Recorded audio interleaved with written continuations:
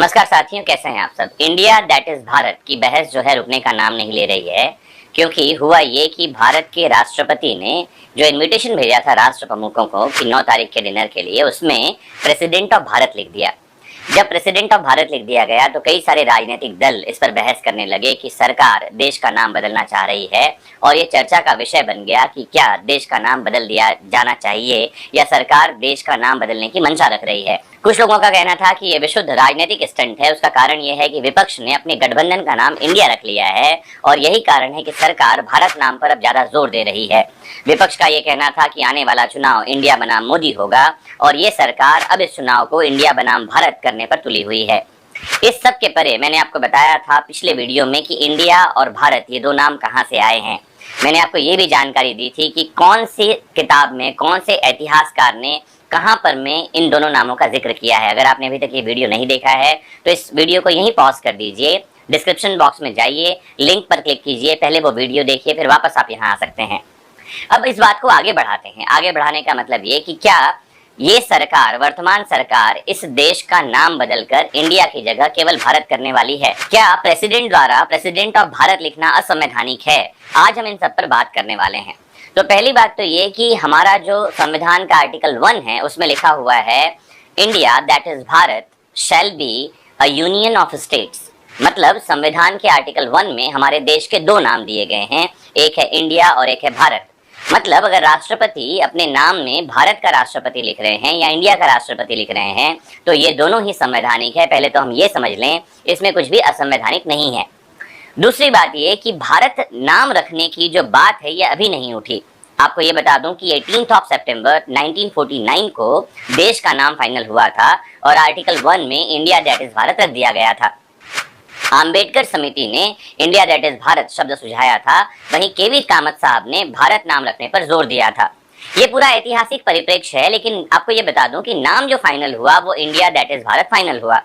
अब वर्तमान समय में सरकार जो है 18 तारीख को सितंबर के महीने में अभी हाल ही में स्पेशल सेशन बुला रही है, आपको बता दूं, पार्लियामेंट का। इस बात से भी कयास लगाए जा रहे हैं क्योंकि 18 सितंबर ही वो दिन था जब 1949 को देश का नाम फाइनल हुआ था। तो सरकार उसी दिन को 18 सितंबर को स्पेशल सेशन बुला रही है। तो लोगों द्वारा इसलिए कयास लगाए जा रहे हैं कि हो सकता है सरकार ने 18 सितंबर का दिन इसीलिए चुना है कि देश का नाम बदल दिया जाए। मैं आपको बता दूं कि ऐसा पहली बार नहीं हुआ है। 18 सितंबर 1949 को देश का नाम फाइनल हो जाने के बाद लगातार ये डिमांड उठती रही है कि इंडिया शब्द को हटा दिया जाना चाहिए और भारत शब्द जो है भारत का एक नाम होना चाहिए। अभी जो नया शब्द है एक देश एक नाम, इस पर यह चर्चा चल रही है। मैं आपको जानकारी दूं कि वर्ष 2012 में कांग्रेस के सांसद रहे शांताराम नाइक ने राज्यसभा में एक बिल पेश किया था। इसमें उन्होंने ये मांग की थी कि संविधान की प्रस्तावना में अनुच्छेद 1 जो है उसको संशोधित कर दिया जाए और जहां जहां भी संविधान में इंडिया शब्द का उपयोग हुआ है उन सबको बदलकर भारत कर दिया जाए। उन्होंने इस मौके पर जहां डाल डाल पर सोने की चिड़िया करती है बसेरा, वो भारत देश है मेरा, ये गीत भी गाया था। उन्होंने कहा था कि इंडिया शब्द से सामंतशाही शासन का बोध होता है, जबकि भारत हमें हमारी परंपराओं की याद दिलाती है। 2014 में योगी आदित्यनाथ ने लोकसभा में एक निजी विधेयक पेश किया था और इसमें इंडिया शब्द के स्थान पर हिंदुस्तान शब्द की मांग की गई थी, जिसमें देश के प्राथमिक नाम के रूप में भारत का प्रस्ताव दिया गया था। 2020 में सुप्रीम कोर्ट में एक याचिका दायर की गई थी जिसमें कहा गया था कि इंडिया दैट इज भारत को बदलकर केवल भारत कर दिया जाए। पिटिशनर की ये दलील थी कि इंडिया शब्द से गुलामी का बोध होता है, इसीलिए इसे हटा दिया जाना चाहिए। आजाद देश का एक नाम होना चाहिए और वो भारत हो सकता है।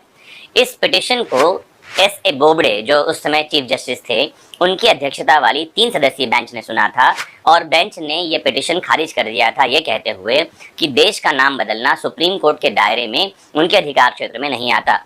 इसके लिए सरकार के सामने याचिका लगाई जानी चाहिए, क्योंकि इसको बदलने का अधिकार केवल संसद के पास में है और संविधान संशोधन ही एक जरिया है। जो देश का नाम बदलने की कवायद चल रही है उसके बाद क्या परेशानी आएगी, हमको ये भी ध्यान रखना चाहिए। ऐसा नहीं है कि संविधान में संशोधन कर दिया और देश का नाम बदल सकता है।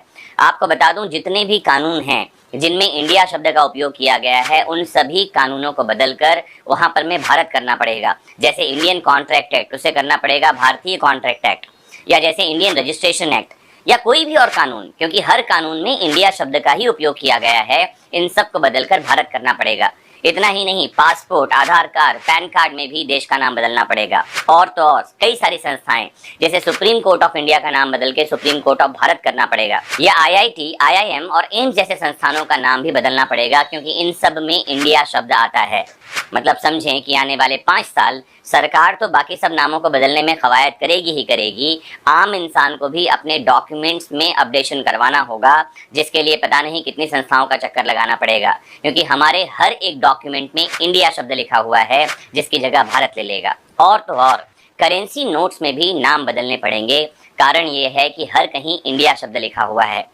तो इतनी सारी कवायद करने के लिए हम फुर्सत में नहीं हैं। देश को और भी चीज़ें जाननी समझनी है, बहुत सारी समस्याएं हैं जिनसे जूझना है और समाधान पाना है।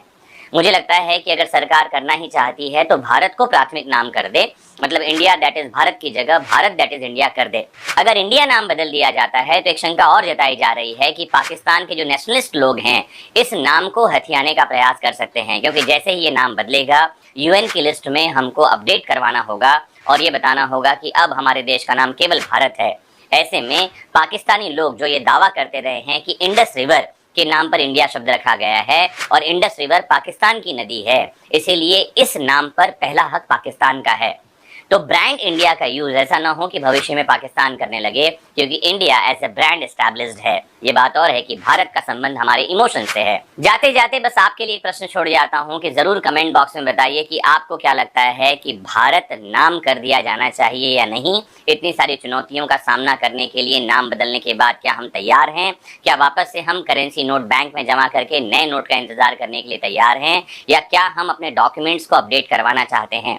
जरूर कमेंट बॉक्स में जुड़िए और शालीन तरीके से अपने मत रखिए। अगर आप इस बारे में कुछ और जानना, समझना, सुनना चाहते हैं तो जरूर कमेंट बॉक्स में बताइए। मुझे खुशी होगी आप तक क्लैरिटी पहुंचा करके।